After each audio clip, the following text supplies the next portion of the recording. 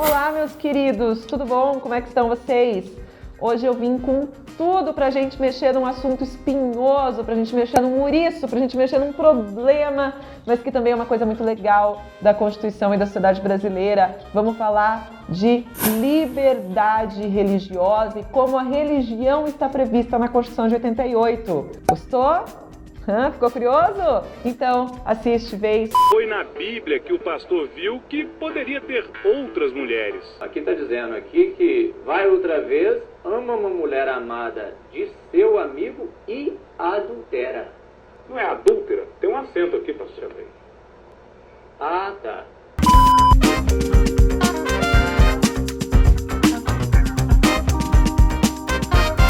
Queridos, a Constituição de 88, quando ela foi elaborada, lá na Assembleia Constituinte, participaram muitas confissões religiosas. Nossa sociedade é muito plural e nós temos aí uma grande riqueza, né, no fenômeno religioso. Então nós poderíamos ter optado por um Estado que se afastasse da religião, por um Estado que fosse assim mais laico, no sentido de efetivamente não ter relações com a religião.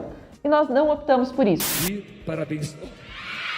O Estado brasileiro é um Estado que fomenta a religião, que entende a necessidade da religião e como o povo brasileiro é, em grande medida, bastante religioso.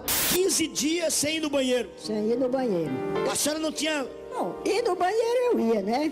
Sentava lá no sanitário, ficava horas e horas e dizia, meu Deus, porque aqui todo mundo caga, menos eu.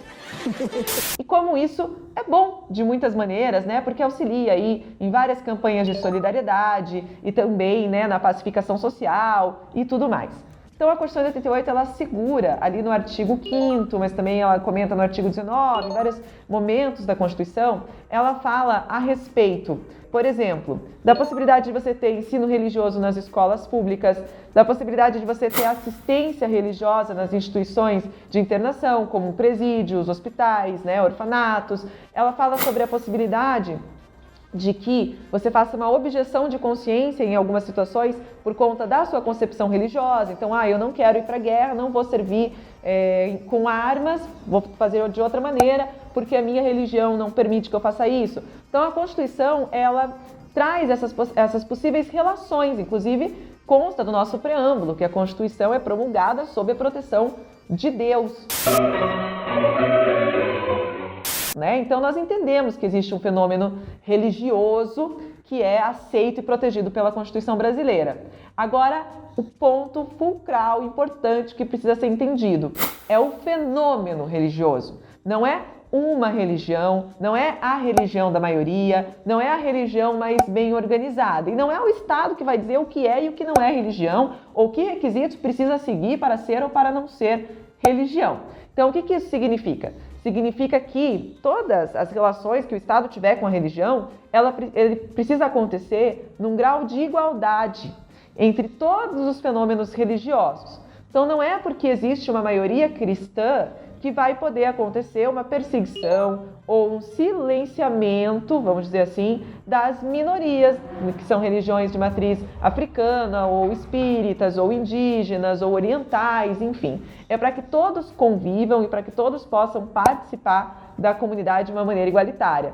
E por que isso ainda é muito importante a gente comentar? Então, por exemplo, assim, os dois exemplos que eu gosto nesse momento. Nós temos uma ministra dos Direitos Humanos, que é uma ministra religiosa, né? Declaradamente uma pastora evangélica e tudo mais. Vamos criar uma boneca que faz aborto, inclusive. Próxima imagem, por favor, para a gente acabar. Olha a Cinderela. Próxima imagem, por favor. O desenho Frozen, a princesa Aurora, ela vai voltar para acordar a Branca de Neve. O desenho Frozen eu assisti, ele é um desenho bonito. Eu até cantei muita música. Livre estou, livre estou. Por que ela termina sozinha no castelo de areia? De gelo. Porque ela é lésbica. Tem um problema nisso? Nenhum problema nisso. Ela pode professar a religião que ela quiser, assim como eu, assim como você. O que não pode? Não pode passar a sua confissão religiosa, né? Receber benefícios que as outras não recebem. Eu quero pedir uma coisa a vocês, minhas amadas. Pague o dízimo de tudo que você receber agora do governo. Ou moldar políticas públicas com base em entendimentos, concepções religiosas que ela tem. As políticas públicas têm que ser moldadas em critérios técnicos, têm que se submeter à transparência, têm que se estender de maneira igualitária para todos, independentemente disso. Ou quando você escuta o presidente da República falando, eu vou nomear um ministro do Supremo que seja terrivelmente evangélico. Tem problema ser terrivelmente evangélico? Nenhum problema. Todo mundo professa alguma confissão religiosa, inclusive entre os ministros do Supremo, cada um deve ter a sua ou não ter, enfim. Mas o que não pode acontecer? Não pode acontecer que esse entendimento subjetivo dele seja utilizado nas suas decisões. Claro que essas coisas andam sempre um pouco misturadas, mas o importante dessa aula de hoje é o seguinte, é a gente entender que quando a gente fala em Estado laico, a gente não quer dizer que não possa haver relações entre o Estado e as religiões. A Constituição de 88 prevê essas relações, inclusive como alguma coisa boa. E, por outro lado, também entender que quando a gente fala nisso, a gente quer dizer que tem que ser para todo fenômeno religioso de maneira igualitária. E aí eu faço uma crítica forte mesmo da decisão do Supremo Tribunal Federal, que disse que, por exemplo, o ensino religioso nas escolas poderia ser ensino confessional. Eu compreendo que é uma decisão equivocada, porque a Constituição determina que deveria ser um ensino para todos, porque quando a gente fala que uma religião pode ir lá e ministrar um ensino religioso, um padre, um pastor, etc., a gente acaba complicando, porque a gente sabe que existem religiões que são mais bem organizadas, que têm muito mais recursos e que no fim vão acabar dominando isso e excluindo, né, jogando as outras para um espaço menor. Enfim, eu acho que esse tema, essa aula, eu acho que ela é até, para mim, muito óbvia em vários momentos, mas, por outro lado, quando a gente vê a realidade, as perseguições, as violências e tudo mais em relação às religiões minoritárias, nós percebemos que essa aula ainda, e mesmo, muito preconceito em relação aos políticos religiosos e às religiões majoritárias, eu acho que essa aula ela ainda continua sendo relevante e útil. Tá certo, gente? Então, eu espero que vocês tenham aproveitado, que vocês gostem, que vocês continuem seguindo o nosso canal, sigam a gente no Instagram, no Facebook, comentem.